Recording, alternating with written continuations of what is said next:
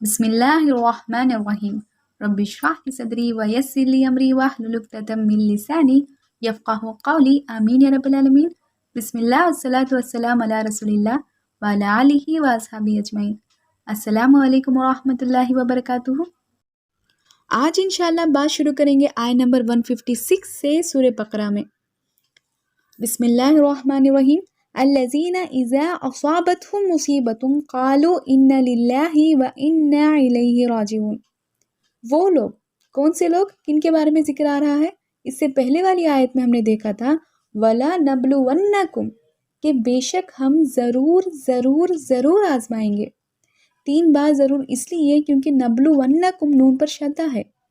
یہ بات کو فورس کرنا ہے کہ ضرور ہم آزمائیں گے تمہیں، خوف سے، بھوک سے، نقص من اموال اور مال کی کمی سے، جان کی کمی سے، والثمرات اور پھلوں کی کمی سے، وبشر الصابرین، جو ان ساری آزمائشوں پر کھڑے اتریں گے، جو صبر کے دامن کو تھامے رکھیں گے، ان لوگوں کو بشارت دے دو، خوشخبری دے دو۔ الذین، وہ ایسے لوگ ہیں، وہ لوگ کیسے ہیں؟ اذا اصابتہم مصیبت، جب بھی انہیں کوئی مصیبت آتی ہے، جب بھی ان پر کوئی مصیبت آتی ہے، چاہے وہ جان کی کمی ہو، مال کی کمی ہو، یا کوئی نئی آزمائش ہو، یا صحت میں بگاڑ آ جائے، کچھ بھی ہو جائے ان کے ساتھ، وہ یہی کہیں گے اِنَّ لِلَّهِ وَإِنَّا إِلَيْهِ راجعون، کہ بے شک ہم اللہ تعالیٰ کے ہیں اور اسی کی طرف ہمیں لوٹ کر جانا ہے۔ اور زیادہ تر یہ اسٹیٹمنٹ ہم کب سنیں گے؟ جب کوئی فوت ہو جاتے ہیں یا کسی کی موت کی خبر ہم سن لیتے ہیں تو ہم یہی کہتے ہیں اِنَّ لِلَّهِ وَإِنَّا إِلَيْهِ راجعون۔ مطلب ساری مصیبتوں میں سب سے بڑی مصیبت کیا ہے؟ موت۔ اور موت سے بڑھ کر کسی انسان کو اور زیادہ نقصان دینے والی چیز اور کیا ہو سکتی ہے؟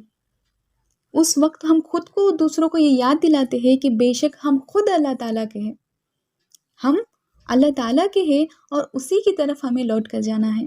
اگر ہم خود اللہ تعالیٰ کے ہیں تو ہمارا سب کچھ بھی اللہ تعالیٰ کا ہی ہوا۔ یہ میری کار ہے، میرا مال ہے، میری اولاد ہے، یہ سارا کچھ تو ہم کہتے ہیں کہ دنیا میں سارا کچھ ہمارا ہے، لیکن اصل میں یہ سارا کچھ صرف اللہ تعالیٰ کا ہے۔ اس نے ہمیں دیا ہے کچھ وقت کے لیے تاکہ ہم اسے استعمال کر لیں، اسے یوز کر لیں اپنی آخرت بنانے کے لیے، اور ہر نعمت کا پورا حساب ہوگا جو کچھ ہمیں ملا ہے۔ اور اگر یہ سارا کچھ اللہ تعالیٰ کا دیا ہوا ہے تو آج جب وہ چھن جاتا ہے ہم سے، تو صبر کرنے والے جو اللہ تعالیٰ کے مومن بندے ہیں وہ یہی کہتے ہیں کہ اِنَّ لِلَّهِ، بے شک ہم خود اللہ تعالیٰ کے ہیں، وَإِنَّا إِلَيْهِ راجعون، اور اسی کی طرف ہمیں لوٹ کر جانا ہے۔ اولئک علیہم صلوات من ربہم ورحمہ، اور انہی پر ہے عنایت، رحمت، شفقت من ربہم، ان کے رب کی طرف سے، ورحمہ اور رحمت، واولئک هم المہتدون، اور بے شک یہی وہ لوگ ہیں جو ہدایت یافتہ ہے، جو واقعی میں ہدایت کا راستہ پکڑ چکے ہیں، یہی وہ لوگ ہیں۔ اور یہاں دیکھیے جو صلاح جو ورڈ ہے نا، یہ بندے کے اور اس کے رب کے درمیان مشترک ہے۔ بندے کے لیے بھی استعمال ہوتا ہے صلاح، اور رب کے لیے بھی استعمال ہوتا ہے صلاح، لیکن دونوں کے لیے الگ الگ معنی ہیں۔ اور ہم، بندہ جب کہتا ہے کہ صلاحت میں کھڑا ہے، اللہ تعالیٰ کی طرف وہ متوجہ ہے احسان مند ہو کر، بندگی سے، عاجزی کے ساتھ، انکساری کے ساتھ۔ جب صلاح ورڈ اللہ تعالیٰ کے لیے استعمال ہوتا ہے تو وہ بھی اپنے بندے کی طرف متوجہ ہوتا ہے، لیکن کس طرح؟ اپنی رحمتوں کے ساتھ، شفقتوں کے ساتھ، عنایتوں کے ساتھ۔ اولئک هم المہتدون، اور بے شک یہی وہ لوگ ہیں جو ہدایت یافتہ ہے۔ اور ہدایت کے نا 3 مرحلے ہیں۔ پہلا مرحلہ وہ جب ہم کسی سے ہدایت پوچھتے ہیں نا، ہدایت کیا ہوتا ہے؟ راستہ پوچھنا۔ ہدایت کا پہلا مرحلہ یہ ہے کہ آپ انہیں راستہ کہہ دو زبانی۔ پہلے آپ سیدھے جائیں گے، پھر داہنے کو مڑیں گے، اور بائیں جانب آپ کو منزل مل جائے گی، اور یہ کہنا ہے ہدایت۔ یہ پہلا مرحلہ ہے، اور اہدنا الصراط المستقیم میں یہ پہلا مرحلہ تھا۔ اور جب ذالک الکتاب لا ریب فیہ ھدی للمتقین کہا اللہ تعالیٰ نے، جو وہاں جو ہدن ہے نا، وہاں جو ہدایت ہے، وہ دوسرا مرحلہ ہے جہاں آپ انگلی پکڑ کر منزل تک پہنچا دیں گے۔ یہ ہدایت کا دوسرا مرحلہ ہے کہ چلیے میں خود آپ کو راستہ دکھا دیتا ہوں اور آپ کو اپنی منزل تک پہنچا دیتا ہوں۔ یہاں جو ورڈ آیا ہے محتدین، یہ منزل کو پہنچ جانا ہے، یہ منزل کو پہنچ جانا ہے، اور یہ تیسرا مرحلہ ہے ہدایت کا۔ اور یہ لوگ وہ لوگ ہیں جو ہدایت یافتہ ہے اور واقعی میں جو اپنے مراد کو پہنچ چکے ہیں، یہ وہ لوگ ہیں۔ ان الصفا والمروۃ من شعائر اللہ، کہ بے شک صفا اور مروہ بھی اللہ تعالیٰ کی شعائروں میں سے ہے۔ میں نے بھی کا لفظ اس لیے کہا کیونکہ اس سے پہلے بھی ہم نے اللہ تعالیٰ کی شعائروں کے بارے میں دیکھا۔ سب سے بڑا شعیر اللہ تعالیٰ کا تو بیت اللہ ہے، اللہ تعالیٰ کا گھر۔ پھر ہم نے مقام ابراہیم کی عظمت بھی دیکھی، اور یہاں ذہنوں میں سوال یہ آیا کہ صفا اور مروہ جو دو پہاڑ ہیں جن کے بیچ میں حج اور عمرہ میں سعی کی جاتی ہے، کیا ان کی بھی کوئی حقیقت ہے یا نہیں؟ کیونکہ جاہلیت میں بھی حضور صلی اللہ علیہ وسلم کو نبوت ملنے سے پہلے بھی خانہ کعبہ کا بھی طواف ہوا کرتا تھا ان کے حساب سے، اور صفا اور مروہ کے بیچ میں دوڑ بھی لگایا کرتے تھے یہ اپنے حساب سے۔ جب یہ سوال ہوا تو اللہ تعالیٰ یہاں صاف کر دیتے ہیں کہ بے شک صفا اور مروہ بھی اللہ تعالیٰ کی شعائر میں سے ہے۔ شعائر بنتا ہے یہ لفظ شعور سے، کسی چیز کو دیکھ کر کسی چیز کی یاد آ جائے تو اسے شعور کہتے ہیں، اور ایسی چیز کو شعیرہ کہتے ہیں، اور شعیرہ کی جمع شعائر ہے۔ جیسے اللہ تعالیٰ کی نشانیاں ہیں جسے دیکھ کر اللہ تعالیٰ کی یاد آ جاتی ہے، جیسے آسمان ہے، زمین ہے، رات اور دن کا ہیر پھیر ہے۔ اللہ تعالیٰ اپنی نشانیوں کو آیات کہتے ہیں۔ آیات اللہ لیولی الالباب، اس میں آیتیں ہیں، نشانیاں ہیں ان لوگوں کے لیے جو عقل رکھتے ہیں۔ اللہ تعالیٰ کی نشانیوں کو آیات کہا گیا ہے، اور انسان کی تاریخ میں جو اہم لوگ ہیں، جو بزرگ ہیں، جو اللہ تعالیٰ کے نیکوکار ہیں، ان کی زندگی کے جو اہم واقعات کی یاد دہانی دیتی ہے، انہیں شعائر کا درجہ دیا گیا ہے۔ اور بے شک یہ دو پہاڑ جو ہے صفا اور مروہ کے، یہ دو بھی اللہ تعالیٰ کی شاعروں میں سے ہے، اور بے شک یہ حضرت ہاجرہ علیہ السلام کی یاد دہانی ہے اس دوڑ کی جو انہوں نے لگائی تھی ان کے درمیان۔ جب آپ قیام تھی صفا اور مروہ کے بیچ کی وادی میں، اور اسماعیل علیہ السلام جو آپ کے بیٹے تھے، جب وہ پیاس کی شدت میں بے چین ہو گئے تھے، کہ کبھی وہ ادھر بھاگی کہ دیکھے کوئی انسان مل جائے، کوئی قافلہ نظر آ جائے جس سے یہ مدد طلب کرے، تو کبھی وہ مروہ کے پہاڑ کی طرف دوڑنے لگی تاکہ کوئی انسان انہیں نظر آ جائے یا کوئی قافلہ مل جائے جن سے یہ مدد طلب کرے۔ اور ان کی یہ دوڑ اللہ تعالیٰ کو اتنی بھائی کہ اللہ تعالیٰ نے اس دوڑ کو آج تک زندہ رکھ دیا، اور ابراہیم علیہ السلام کی بہت ساری اداؤں کو اللہ تعالیٰ نے حج میں زندہ و جاور کر دیا، سنت ابیکم ابراہیم۔ اور یہاں اللہ تعالیٰ کہتے کہ بے شک یہ صفا اور مروہ ہے نا، یہ دو پہاڑ بھی اللہ تعالیٰ کی نشانیوں میں سے ہے، اللہ تعالیٰ کی شعائر میں سے ہے، تو ان کی بھی تعظیم ہوگی۔ اور یاد دہانی ہے یہ اس ماں کے دوڑ کی جن کی شخصیت اور جن کی دوڑ کی وجہ سے اللہ تعالیٰ نے انہیں ایسا نوازا جس سے سیراب آج تک پوری دنیا ہو رہی ہے، جس سے زمزم وجود میں آیا۔ فمن حج البیت او اعتمر، اور جو کوئی حج کرے یا اس گھر کا عمرہ کرے، فلا جناح علیہ ان یطوف بہما، اس پر کوئی گناہ نہیں ہے کہ وہ ان پہاڑوں کے درمیان طواف کرے۔ یہ وہی صحیح کی بات ہو رہی ہے جو صفا اور مروہ کے درمیان ہوتی ہے۔ اور طواف اس چکر کو کہتے ہیں جس میں ہم جہاں شروع ہوتے ہیں وہیں پر واپس آ جاتے ہیں، جیسے خانہ کعبہ کے طواف ہوتے ہیں 7 مرتبہ، لیکن یہاں دیکھیے کہ یہاں پھیرے نہیں ہوں گے صفا اور مروہ کے۔ اگر پھیروں کا حساب لیں گے تو 3.5 پھیرے بنیں گے، لیکن صفا سے مروہ تک ہم ایک ہی گنتی کریں گے، پھر مروہ سے صفا تک دوسری گنتی ہوگی، اور یہ جہاں شروع ہوتے وہیں پر واپس آتے ہیں، اس لیے اللہ تعالیٰ نے یہاں طواف کا لفظ استعمال کیا ہے۔ وَمَن تَطَوَّعَ خَيْرًا، اور جو کوئی خوشی سے اپنی دل سے کوئی نیکی کرے، کوئی بھلائی کا کام کرے، فَإِنَّ اللَّهَ شَاكِرٌ عَلِيمٌ، تو بے شک اللہ تعالیٰ قدردان ہے اور ہر چیز کو جاننے والا ہے۔ یہاں جو ورڈ شاکر ہے وہ بھی مشترک ہے بندے کے اور رب کے درمیان۔ ہم شاکر ہے، ہم شکر گزار ہے اللہ تعالیٰ کے احسان مند ہو کر، تو اللہ تعالیٰ بھی شاکر ہے، مطلب یہاں اللہ تعالیٰ قدردانی کرتا ہے اپنے بندوں کا جب وہ کوئی نیکی اللہ تعالیٰ کی رضا کے لیے کرتے ہیں، تو بے شک اللہ تعالیٰ قدردان بھی ہے اور علیم بھی ہے، وہ ہر چیز کو جاننے والا ہے۔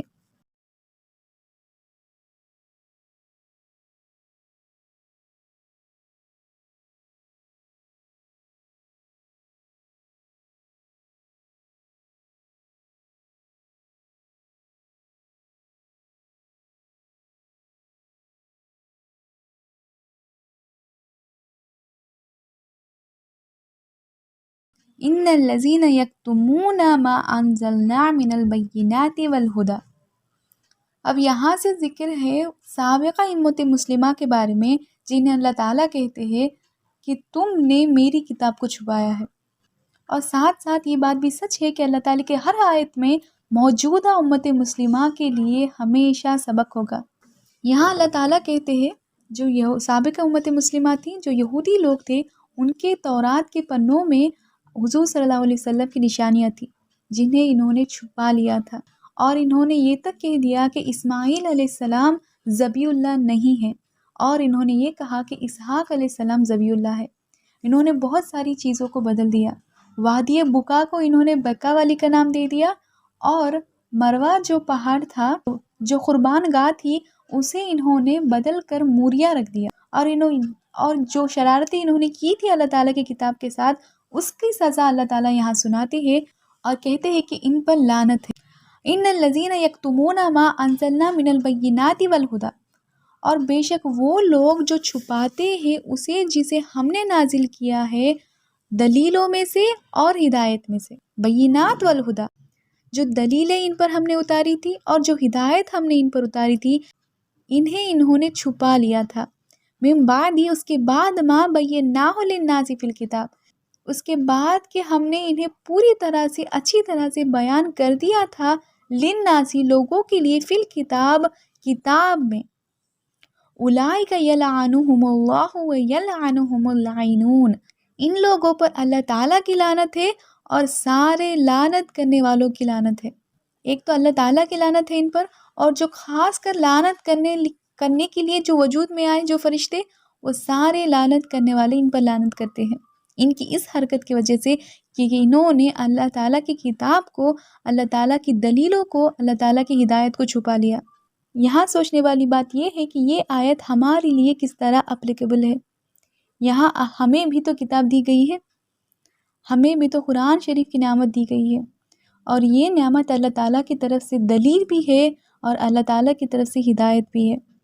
اگر ہم اس کے پنوں کو چھپا لیں گے کسی کے ڈر سے یا کسی جماعت کے خوف سے، اگر ہم اس کے آیتوں کو چھپا لیں گے یا اس کی آیتوں کو اچھی طرح سے واضح نہیں کریں گے، تو شاید لعنت ہم پر بھی ہوگی، اللہ تعالیٰ کی اور سارے لعنت کرنے والوں کی لعنت۔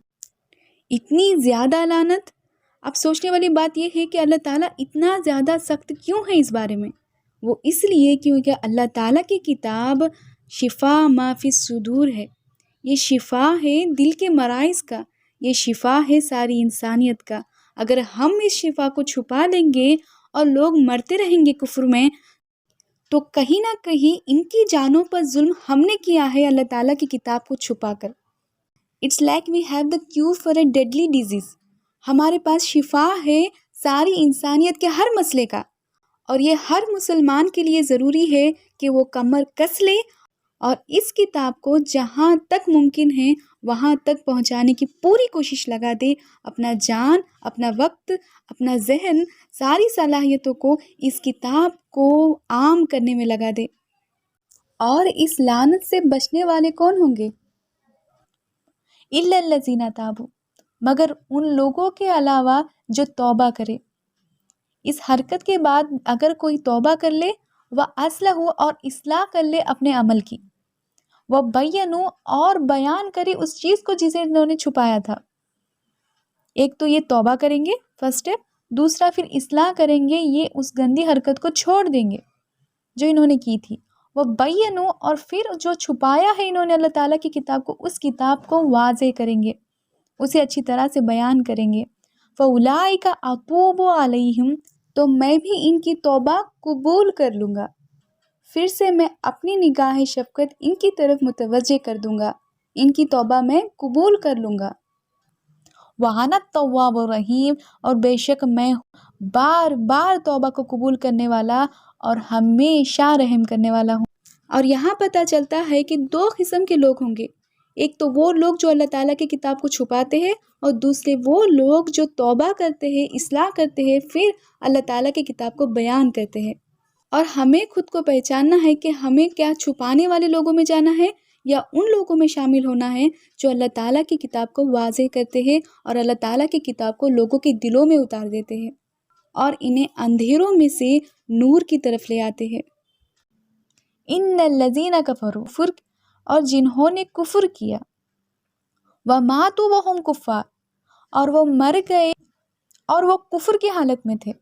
ایسے لوگ جنہوں نے کفر کیا اس حال میں کفر کیا کہ وہ مر ہی گئے اسی کفر کی حالت میں، اولئک علیہم لعنت اللہ، یہی وہ لوگ ہیں جن پر لعنت ہے اللہ تعالیٰ کی، والملائکتی اور فرشتوں کی، والناس اجمعین اور سارے عالم کے لوگوں کی مطلب جنریشنز اپان جنریشنز، جتنے بھی جنریشنز آئیں گے سارے لوگوں کی لعنت ہے ان پر، خالدین فیہا، اور اسی عذاب میں اسی لعنت میں یہ ہمیشہ رہیں گے، لا یخفف عنہم، نہ ان سے عذاب ہلکا کیا جائے گا، نہ مطلب جو لعنت ہے جو عذاب ہوگا ان کا نہ اس کی انٹینسٹی کم ہوگی، ولا ہم ینظرون، اور نہ ہی انہیں ڈھیل دی جائے گی، نہ ان کو بریک دیا جائے گا، تسلسل سے ان پر عذاب ہوتا رہے گا، نہ ڈھیل ہوگی نہ ہی انہیں کوئی بریک دیا جائے گا، لگاتار ان پر عذاب ہوگا، خالدین فیہا، جس میں یہ ہمیشہ رہیں گے۔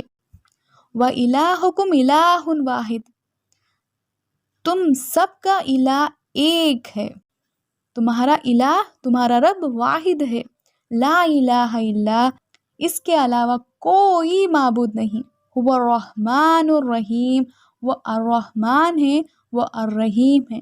الرحمن مطلب کیا؟ اس کی رحمت اس طرح ہے جیسے ٹھاٹے مارتا ہوا سمندر کی برابر،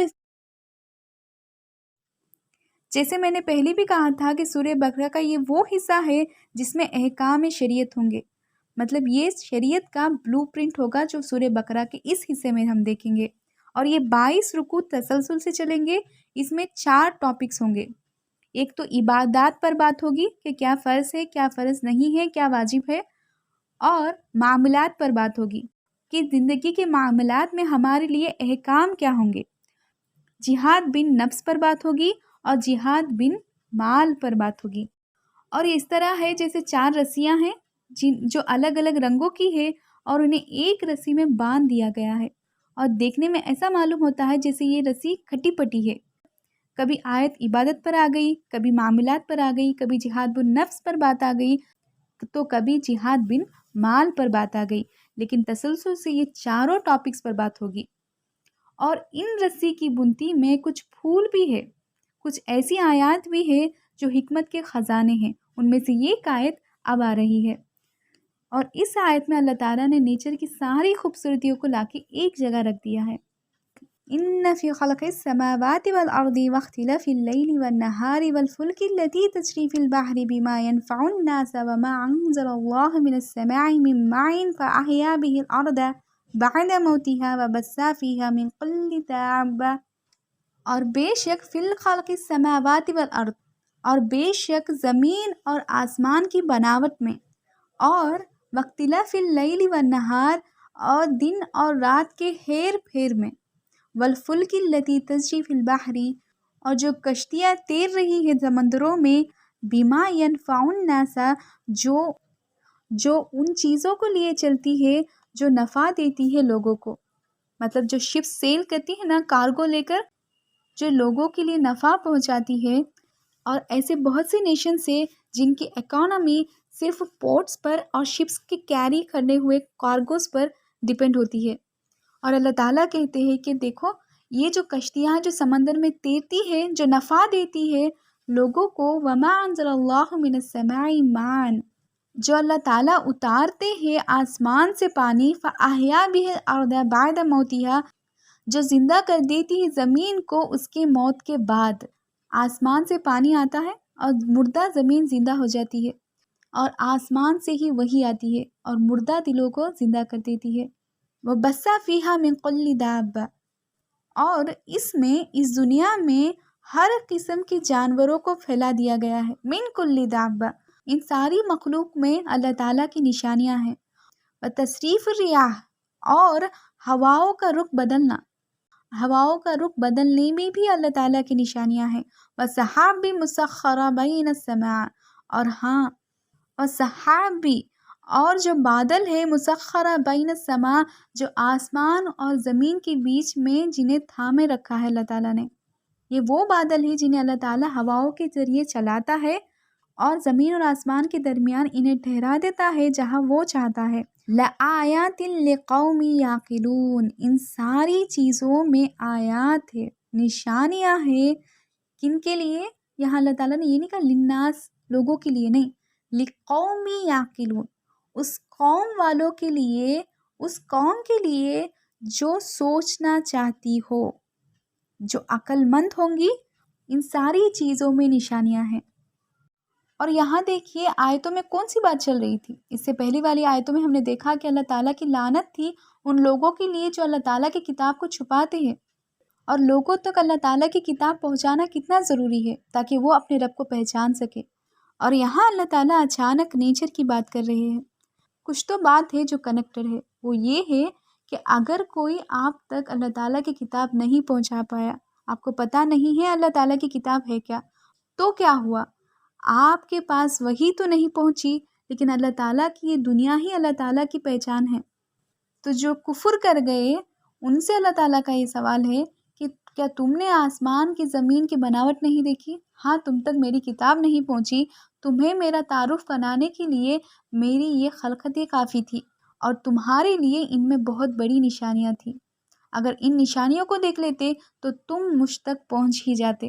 تو اللہ تعالیٰ کہتے ہیں کہ بے شک زمین اور آسمان کی بناوٹ میں، رات اور دن کی ہیر پھیر میں، ان کشتیوں کے چلنے میں، آسمان سے برستا ہوا پانی، ان بادلوں کا ٹھہرنا، ان ہواؤں کا چلنا تمہارے لیے کافی تھا مجھ تک پہنچنے کے لیے، اور عقل مندوں کے لیے ان میں نشانیاں ہیں۔ تمہیں دیکھتے ہی سمجھ جانا چاہیے تھا کہ یہ جو کچھ یہاں نظر آتا ہے ان کا خالق تو ضرور ہوگا، جو خالق ہے وہی میری عبادت کا لائق ہوگا۔ اب سورج میں تو کچھ نہیں ہے، سورج میں تو حرارت اللہ تعالیٰ نے پیدا کی ہے، چاند میں کچھ نہیں ہے، ہواؤں میں کچھ نہیں ہے، تو یہ میرے معبود نہیں ہو سکتے، ان کا بنانے والا میرا معبود ہونا چاہیے۔ تو اب محبوب صرف اللہ ہونا چاہیے، شکر صرف اس کی ہونی چاہیے، عبادت اور اطاعت صرف اللہ تعالیٰ کی ہوگی۔ لا محبوبہ لا مطلوبہ لا مقصودہ الا اللہ، میرا مطلوب اور مقصود صرف اللہ تعالیٰ ہونا چاہیے۔ اور ان خلقت کو دیکھتے ہی تمہیں بات سمجھ لینی چاہیے۔ اور دنیا میں انسان کی بنائی ہوئی چیزوں میں لوگ اتنے زیادہ مصروف ہو چکے ہیں کہ سورج ڈوب رہا ہے اور طلوع ہو رہا ہے، لیکن اس میں اللہ تعالیٰ کی نشانی انہیں نظر نہیں آ رہی ہے۔ ساری قدرت، سارا خلقت چیخ چیخ کر اللہ تعالیٰ کا تعارف کرا رہا ہے، مسئلہ بس یہ ہے کہ ہمیں اس چیخ کو سننے کی فرصت نہیں ہے۔ اسی لیے اللہ تعالیٰ کہتے کہ یہ جو نشانیاں ہیں اس قوم کے لیے ہے جو سوچنا چاہتی ہے، جو عقل مند ہے، ان کے لیے ان میں نشانیاں ہیں۔ اور یہاں 164 آیات پورے ہوتے ہیں۔ الحمدللہ، بارک اللہ لی ولکم فی القرآن العظیم ونفعنی وایاکم بالآیات